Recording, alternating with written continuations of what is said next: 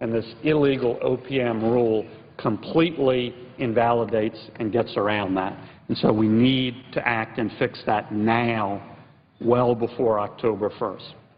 Thank you, Mr. President. I yield the floor.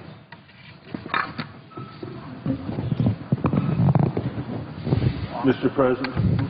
The Senator from Colorado.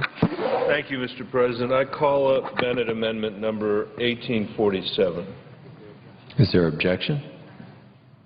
Without objection, clerk will report. Mr. President, I ask unanimous consent that reading of the amendment be dispensed with. Without objection. Senator from Colorado, Mr. Bennett proposes amendment number 1847. Thank you, Mr. President. Mr. President, as I made clear previously, but I will restate, I objected to, I continue to object to laying aside any amendment and making another amendment pending. We made that clear between floor staff of the minority and majority side. That was crystal clear, so I object. No. He did not object. He didn't object. We are on the amendment from the Senator from Colorado. So we could just vitiate calling up the amendment and then say that you intend on calling it up at a later time. Mr. President, I'd ask that my calling up of the amendment be vitiated out of respect for my colleague from Louisiana. Without objection. And I'd like to... Mr. President, if I can just very briefly thank the Senator. That is a very generous and gentlemanly thing to do. This was the understanding between floor staff. I know apparently it wasn't properly communicated to the Chair, but that was the clear understanding, and I appreciate that gesture. And through the President, I'd say to the Senator from Louisiana that my understanding was that you would object. You were on the floor when I offered it, and I thought you were going to object. And knowing of your objection, I withdraw the amendment. And having said all of that, Mr. President. Senator from Colorado. Thank you. Having said all of that, I think it's a shame that we can't get going with this bipartisan bill. I want to thank the chairman and the ranking member for their incredibly great bipartisan work on this energy bill. I'd like to thank Jeanne Shaheen from New Hampshire and Senator Portman from Ohio for bipartisan work that's been going on for months, if not years, on this bill. And I'm pleased to come down to the floor. I wish to introduce my amendment, but not today because of the objection, but to at least talk about a bipartisan amendment that we'd like to get on this bill. I'd like to thank my colleague, Senator Ayotte, for joining me in this important effort. Our amendment is based on standalone legislation we've written called the Better Buildings Act, which encourages energy efficiency in commercial buildings. Over the last several years, Mr. President, we worked with building owners across Colorado and the country to craft the legislation. The economic and environmental benefits of improving energy efficiency in buildings are clear. A well-publicized retrofit of the Empire State Building in New York reduced energy usage by 38%, almost 40%, and has saved an estimated $4.4 million annually for the building owner. The retrofit also created over 250 construction jobs right here in the United States that can't be sent overseas. It's this example and these ideas that help form the basis for the Better Buildings Act and this amendment. In crafting the measure, we sought to think about efficiency in buildings not only from the top down, where a building owner makes the improvements, but also from the bottom up, where a tenant would see advantages from designing and configuring their rented office space in an energy-efficient manner. With all that in mind, the amendment that we've introduced accomplishes two principal goals. First, it allows for a first-of-its-kind study by the Department of Energy to chronicle private sector best practices as tenants build out their lease spaces in commercial buildings. This study would then inform a voluntary Department of Energy program to recognize tenants, to acknowledge tenants that design and construct high-performance lease spaces in the future. The second provision, called Tenant Star, would expand on the popular Energy Star program and make it available to tenants, not just landlords. Under our amendment, tenants will be recognized for the energy-efficient performance of their leased office space. This will provide value to their customers, their investors, and ultimately to the building owner. The Energy Star label has proven a very powerful tool to achieve whole building efficiency. Our language takes the next logical step and confers this recognition on tenants as well. This bipartisan amendment is broadly supported from the Alliance to Save Energy to the Real Estate Roundtable to the Sierra Club. It also received a favorable hearing in the Senate Energy Committee in June, and I thank the chairman for that. The Congressional Budget Office has confirmed that it has no score. So I would urge my colleagues to support this bipartisan and common-sense amendment. I hope we can get to the business of legislating around this incredibly important bipartisan bill. And with that, Mr. President, I thank you for your patience, and I yield the floor. Yes, the absence of a quorum. Clerk will call the roll. Mr. Alexander.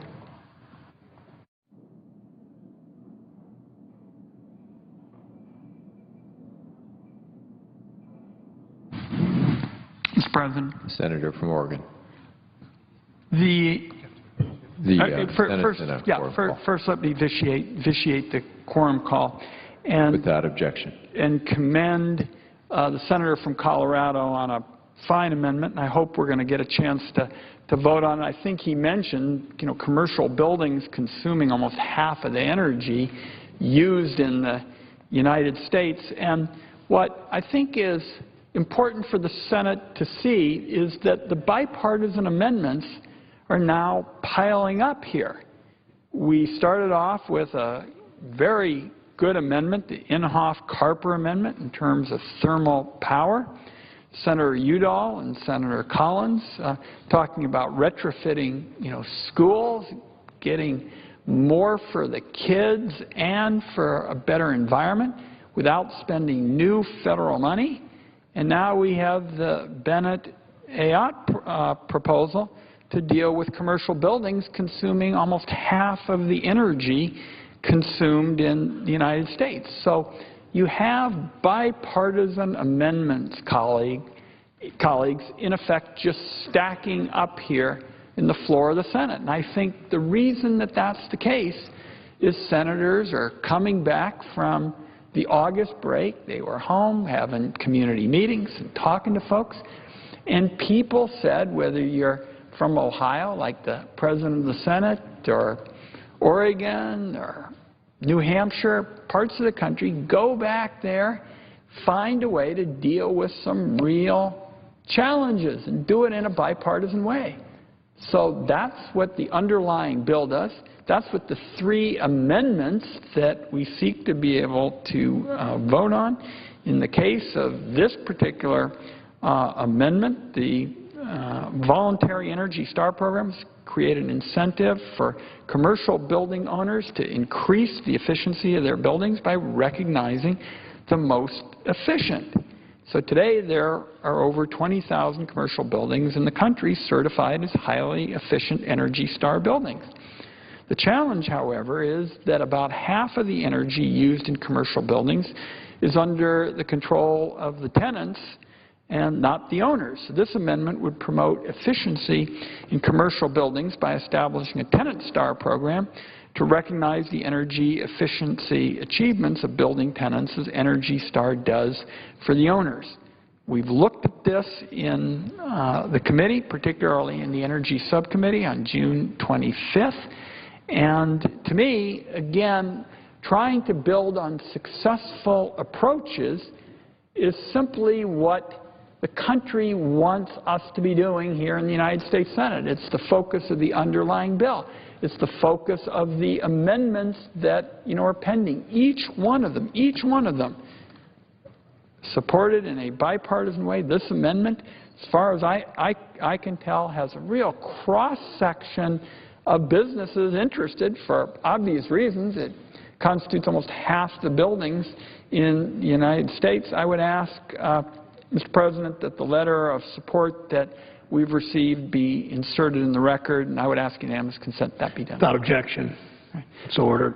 Mr. President, I'm going to stay here to see if other colleagues would like to bring over their amendments. As I indicated in opening comments a couple of hours ago, I think there are at least a dozen good amendments here, amendments that are going to be good for American productivity. They're going to create good-paying, high-skill jobs, and they're going to be winners for the environment. That's a trifecta of valuable concerns being addressed with one piece of legislation and being done in a bipartisan way. Now, I know that the popular wisdom, is that you just cannot thread the needle on legislation, and that even on something like energy efficiency, these folks are going to try to see if they can get their bipartisan amendments, passed. But, at the end of the day, the forces that just want to block legislation because they care about a particular issue are just too strong. I hope that senators are going to see that we're going to make sure that people have a chance to have their issues heard. But we also want them to see that to lose the ability to have a key part of an all-of-the-above energy policy. I've said you can't have an all-of-the-above energy policy if you aren't for energy efficiency. To not advance this particular cause. And we passed the hydropower bill. It's a good bill. People said it was the first major energy bill since 2009. This is the next logical step. We ought to take it. And I see the senator from Ohio here who's done so much good work, and I think I'll yield at this time because I know he's got a great interest in this topic. And I hope that when we get a chance to vote on the Bennett-Ayotte amendment, I hope senators will support it. And I yield back, Mr. President. Mr. President. The senator from Ohio is recognized. Mr. President, I stand to strongly support this amendment. I think it's exactly as the chairman has suggested. It's bipartisan. It helps to solve a problem we've got right now. And I applaud Senator Bennett, who spoke earlier, and also Senator Ayotte from New Hampshire, who has joined with him to take a lead on this. They've worked with us. They've again, by this amendment, I believe, offered a good opportunity to improve the legislation, the underlying legislation. I think it's consistent with the underlying legislation. By the way, it's an amendment that makes sense because there is right now a disconnect between those who own commercial buildings and those who are tenants in those buildings. And we've heard this around the country as we've talked about efficiency. It kind of gets the landlords and the tenants in sync with lowering energy costs. It's market-driven. It's non-regulatory. It takes a best practices approach to address this issue. Owners and managers of large commercial buildings report that their tenants consume over 50% of the total energy in the structure. But again, there's this disconnect because owners lease the space, but they don't pay the bills. No, I'm good. Therefore, there's often no motivation to cut energy costs by making the space more efficient. The owners don't have that incentive. The tenants do. They pay the bills. But they often have very limited choices in the design or the operation of the energy-consuming aspects of the structure that they lease. So this is an attempt to address that issue, and I think it's a smart, holistic approach. It encourages tenants to make structural investments when they enter into new leases or renew existing leases. The Act asks the Department of Energy to study and learn from private sector best practices to achieve high-performance, cost-effective measures with viable payback periods on efficiency. It also builds on the success of the voluntary Energy Star program that a lot of folks are familiar with and kind of moves Energy Star into the tenant space, creating a tenant-oriented certification called Tenant Star for leased spaces, again with the goal of transforming the way building owners and their tenants think about energy. By the way, this legislation is supported by the Real Estate Roundtable, a group that has looked at this underlying legislation. This amendment thinks this really helps them to accomplish some of their goals in energy efficiency. It's also supported by the Restaurant Association, by the National Association of Manufacturers, and others. So this Better Buildings Amendment that Senator Ayotte and Senator Bennett have offered, I think is strong. I wish they could have actually taken the amendment today off the calendar and actually been able to technically offer it, but we did have a good debate on it, and I'm hoping that soon we'll be able to resolve these other issues and be able to move forward with an actual vote on this, because this is a classic example of where we can come together as Republicans and Democrats, finding common ground and how to have a true all-of-the-above energy strategy, not just produce more energy, which I strongly support, but also use the energy we have more efficiently. Since buildings are about 40% of energy usage, this is very smart legislation. Building on the other amendments we heard about today on using geothermal, being sure that it is part of renewable energy, ensuring that our schools have the best information to be able to become more energy efficient, and other amendments. Again, I count about a dozen of them here that are bipartisan amendments we hope to have on the floor here as part of this underlying bill to help create more jobs, have a cleaner environment, make us less dependent on foreign oil, and move forward on this important leg of our national energy strategy. With that, Mr. President, I yield back my time.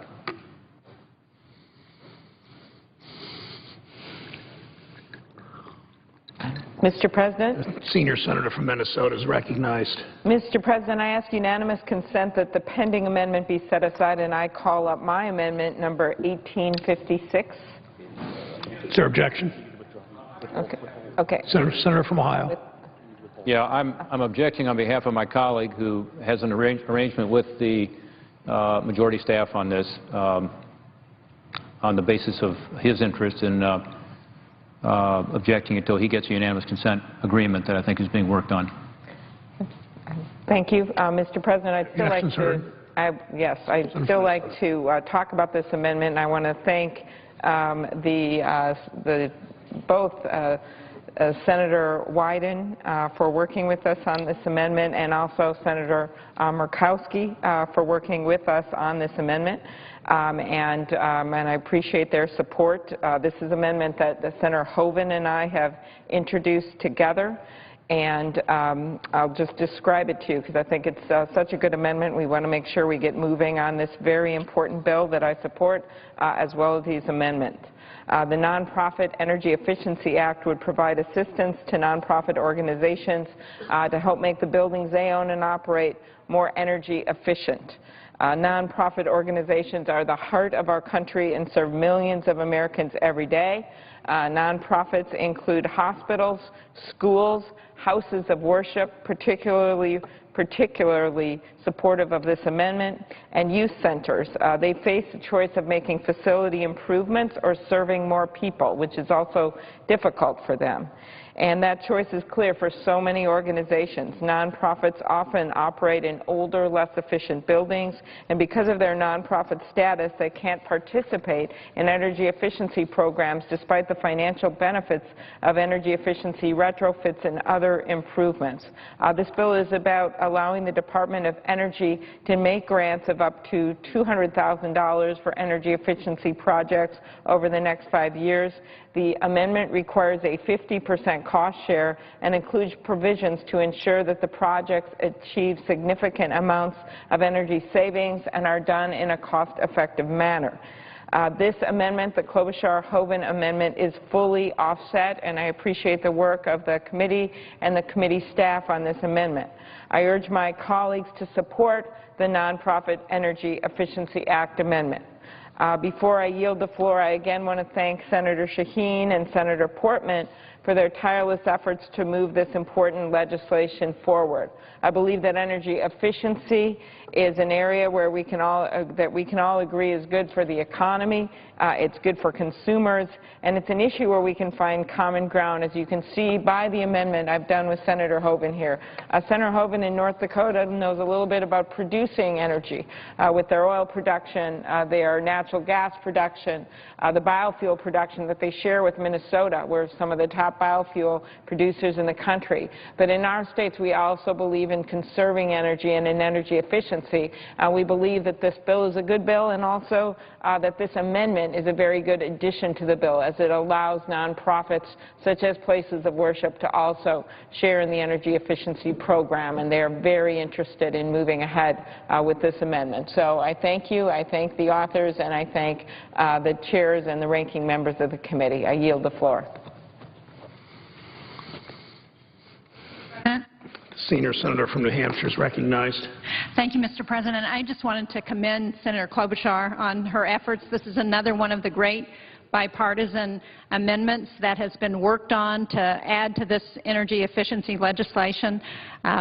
It shows just how great the opportunity is with this legislation to provide for savings for people, to get people engaged in the idea of how much energy they're using and what the costs of that energy are, and also what the environmental benefits and the benefits to consumers and the benefits to our national security are in encouraging energy efficiency. So I just wanted to commend her and thank her for all of her efforts, and we will continue to have this discussion on the floor as we wait for some kind of an agreement from Senator Vitter. Thank you.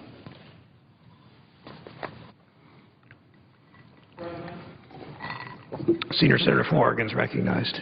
Mr. President, I'm very hopeful that when we get a chance to vote on this amendment that the Senate accepts it. And I just want to put it in the context of where we are, because we're seeing this pattern of senators, and I was in North Dakota for Senator Hoeven just a few days ago, and we were listening to constituents. I'm sure it's very similar to the kind of concerns reflected by folks in Minnesota. They all were saying, go back there in September and focus on real problems and come up with real solutions. And we've seen all this bickering and we've seen all this quarreling, and what we want to see is on the concerns that most affect us, our pocketbook, our environment, in this case, national security. Senator Shaheen made an excellent point, I thought, several hours ago when she pointed out that with the backdrop of Syria and national security issues, if there ever was a time while we wait for the next steps in this debate to look at another issue, energy and energy efficiency would be a logical one, because we all understand how inextricably linked national security and energy security are. So now, after we have had the thoughtful Inhofe-Carper amendment on thermal power, we had the Udall-Collins amendment in terms of school retrofits. We had the Bennett-Ayotte amendment, which deals with commercial buildings, which comprise almost half of the energy used in America. We now have a very good bipartisan amendment brought to the floor of the Senate by the senior senator from Minnesota, Senator Klobuchar, and Senator Hoeven. There are literally hundreds of thousands of museums in this country, houses of worship, youth organizations. All of these programs are looking at ways in which they can save, energy. And the reality is that lots of the tools aren't available to them because they're tax exempt. So what we have here is a pilot project. Let me kind of underline. Everybody talks about big programs and they're one size fits all and they're run from Washington, and it's kind of one dastardly plot after another from the federal government. And the senator from Minnesota and the senator from North Dakota come and say they want to have a pilot project to award grants of up to $200,000 with a match by the federal government to make efficiency improvements to these buildings in these houses of worship, museums, all of these institutions that every member of the United States Senate cares a great deal about. And I was especially appreciative because Senator Klobuchar and Senator Hoeven were supportive of some of the ideas that Senator Murkowski and I had to revise this. This is a good amendment. This is already the fourth in the queue of thoughtful, common sense, low-cost proposals that have come to the floor of the United States Senate. And I hope my colleagues will shortly give us the opportunity to get to this bill. This is the United States Senate. Senators like to address a variety of issues, but the reality is, while we got a very good hydropower bill passed right before the August recess, 60,000 megawatts of hydropower, responsible for 60% of the clean energy in the country. This bill is the first major piece of energy legislation on the floor of the Senate since 2007. That is light years ago in terms of the dramatic changes. We've made so many reforms in other areas. I mean, for example, I saw in North Dakota over this weekend the dramatic, changes in terms of natural gas policies. We have a host of issues to talk about there. We are ready to go on energy efficiency. So I am very appreciative of what the senator from Minnesota has been working on with the senator from North Dakota. I'd like to see somebody explain to houses of worship and museums and youth organizations why it doesn't make sense to start a pilot project so they can squeeze more value out of the scarce dollars that they have for running their incredibly valuable, programs. I don't think any member of the Senate, Democrat or Republican, can make the case that that makes any sense. So I really appreciate the senator from Minnesota coming over. I'm prepared here to stay till all hours so that senators who are willing to do what we heard all summer the American people want us to do, which is to address real issues, do it in a bipartisan way. I hope other senators will come over and approach this just the way the senator from Minnesota and the senator from North Dakota have done, and I thank my colleague. And, Mr. President, with that, I yield the floor. Senator from Ohio is recognized. Mr. President, I think the chairman outlined it well. This is a thoughtful amendment to the underlying bill, and Senator Shaheen and I are delighted to accept it and support it, but also to say that this does sort of fit a part of the overall energy efficiency effort that we didn't cover in the legislation, which is these non-governmental organizations that own buildings where they don't have the ability to get the kind of market-based support that is in our legislation. And this is faith-based organizations, but it's also boys and girls clubs, and it's all kinds of different groups that are interested in doing efficiency retrofits. They need a little help. This gives them a match. Significantly, what was maybe not focused on earlier is the fact that it's paid for. So we're not talking about any impact on the deficit. It's deficit neutral because they went out of their way to try to find good ways to reduce spending at the Department of Energy to have the offsets. So having the local match is important because that gets the local buy-in. I think that's important, that it be a full match.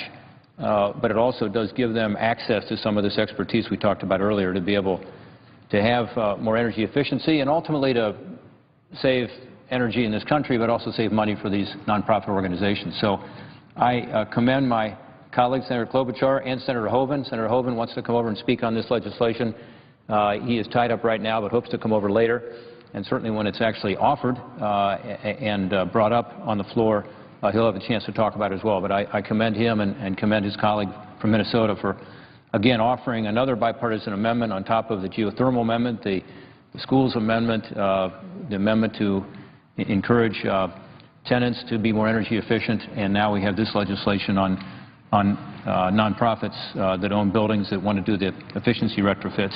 And I appreciate them working with us to find offsets to be sure it doesn't add to the deficit and that it's a responsible approach on the fiscal side as well.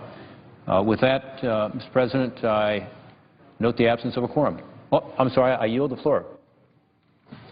Mr. President, I can't... Senior Senator from Alaska is recognized. Thank you, Mr. President. I can't help but join the bouquet tossing that's going on here today about not only the amendment that Senator Hoeven and Senator Klobuchar have introduced as it relates to our nonprofits, but again, the other measures that have been brought up for discussion here this afternoon, geothermal, school efficiency. It really does drive us to the point of this energy efficiency legislation, how it's not just in one section or a sector. It really is economy-wide. It's all aspects of our lives. If we focus on how we live from day to day, the things that are important to us, we can incorporate greater efficiencies into all aspects of it, and we are better off, whether it's through our schools, our businesses, our government buildings, or through those nonprofits that I think we all recognize give so much enrichment to our general lives. But when we think about some of the struggles that our nonprofits are currently facing right now, as they're seeing declining budgets, federal, local, state levels, they are looking to squeeze as much as they can out of every dollar. And so when you have proposals such as we have here with the pilot program to award these grants of up to $200,000 to help make these efficiency improvements to their buildings, this is significant stuff, if you will. This translates into real dollars, allowing them to do what it is that they are providing so much better, whether it is Boys and Girls Club and a clubhouse, the ability to perhaps have other facilities, whether it is your church facilities, your faith-based organizations, the outreach and all they are able to do and those that they are able to serve. It's all made better when you don't have to spend as much for your energy costs to meet your energy demands. So it does seem somewhat common sense. It does seem somewhat rational and reasonable. Good heavens, what are we doing here on the floor of the United States Senate, promoting something that is rational and reasonable and common sense? We need to do more of this. This is a good amendment and joins the several other good amendments that we are seeing. As we look to the numerous amendments that we've talked to colleagues about and that we're anticipating will be up here in the next several hours, I do hope that folks realize that what has been put together by the sponsors of this bill, the senator from Ohio, the senator from New Hampshire, is really worthy of our consideration.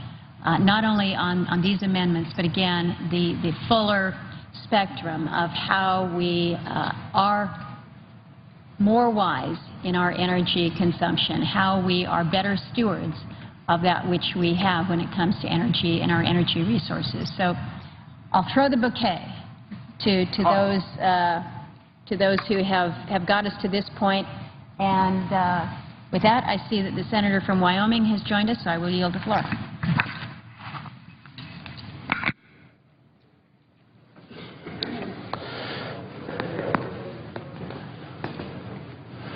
Mr. President. The senior senator from Wyoming is recognized. Mr. President, I filed an amendment to S-1392 that will prevent the Environmental Protection Agency from a massive regulatory overreach. It's been co-sponsored by Senators Barrasso and Senator Flake. My amendment is simple and straightforward. It promotes the right of a state to deal with its own problems. It returns the regulation of regional haze to where it properly belongs, in the hands of state officials who are more familiar with the problem and the best ways to address it. I hope my colleagues will support my effort. The Environmental Protection Agency's move to partially disapprove the state of Wyoming's regional haze plan will create an economic and bureaucratic nightmare that will have a devastating impact on Western economies. The proposal by EPA ignores more than a decade's worth of work on this subject by officials in my home state and seems to be more designed to regulate coal out of existence than to regulate haze. The haze we most need to regulate, in fact, seems to be the one that's clouding the vision of the EPA, as it promotes a plan that would impose onerous regulations on power plants that will in turn pass those increased costs in the form of higher energy prices on to consumers. That tells me the EPA's purpose is to ensure that no opportunity to impose its chosen agenda on the nation is wasted. It doesn't seem to matter to them that their proposed rule flies directly in the face of the state's traditional and legal role in addressing air quality issues. When Congress passed the 1977 amendments to the Clean Air Act to regulate regional haze, they very clearly gave the states the lead authority. Now the EPA has tossed them in the back seat and grabbed the steering wheel to head this effort on its own, previously determined direction. That isn't the kind of teamwork and cooperation that Congress intended. The goal of regulating regional haze is to improve visibility in our national parks and wilderness areas. The stated legislative purpose for the authority is purely for aesthetic value and not to regulate public health.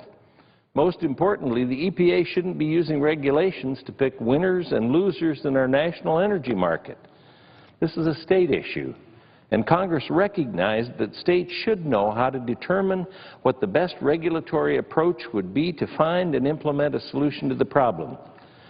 The courts reaffirmed this position by ruling in favor of the state's primacy on regional haze several times. Fortunately, that's not what happened in this case.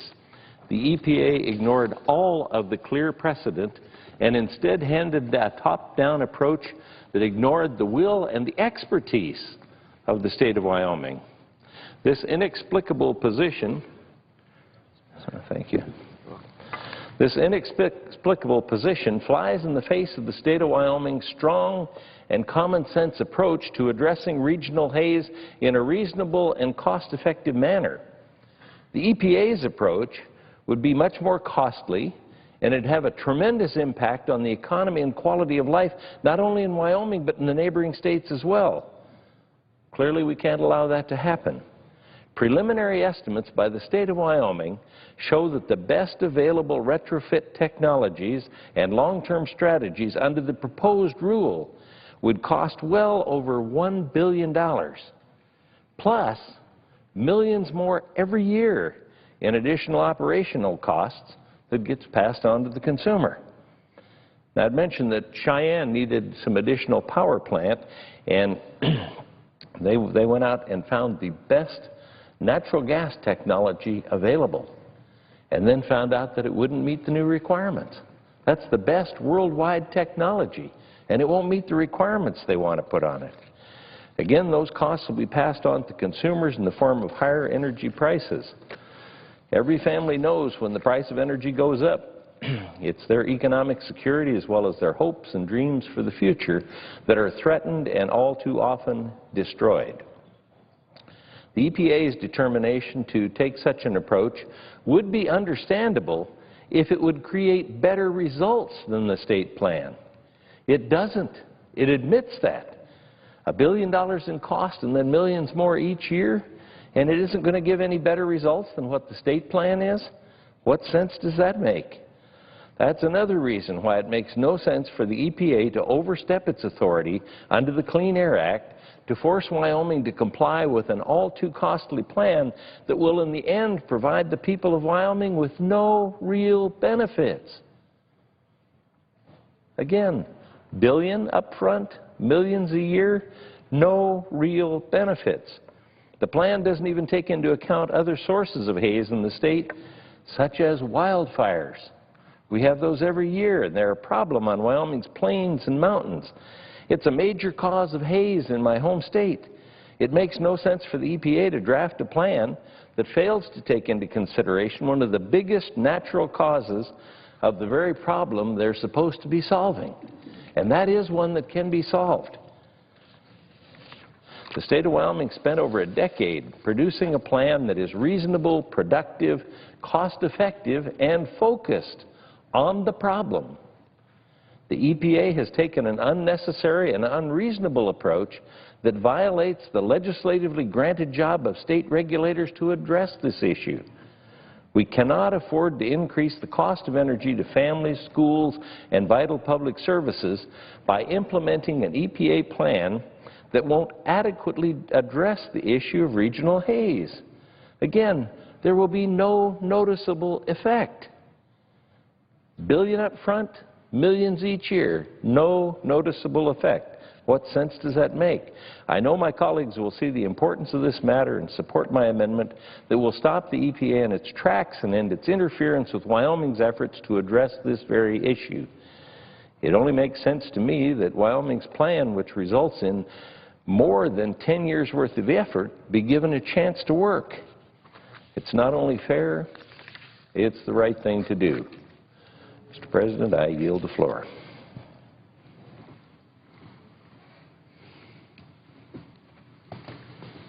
Mr. President, I'd suggest the absence of a quorum. Clerk will call the roll. Mr. Alexander.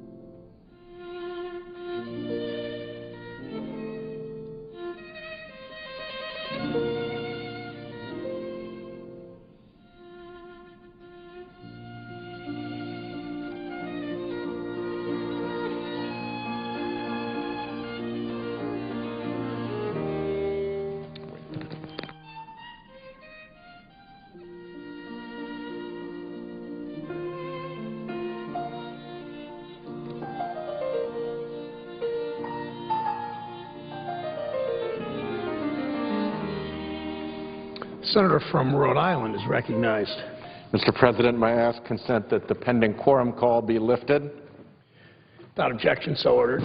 Thank you, Mr. President. Mr. President, I'm here on the what we're calling the Shaheen-Portman bill, the energy efficiency bill, and I note that the lead sponsor of the bill, Senator Shaheen of New Hampshire, as well as the ranking member of the Energy Committee, Senator Murkowski, are both here, and I'm cleared by them to take a minute on the floor right now and talk about an amendment that I would like to have offered and voted on and added to this bill. We call it the Pay for Success Amendment. It's amendment number 1852.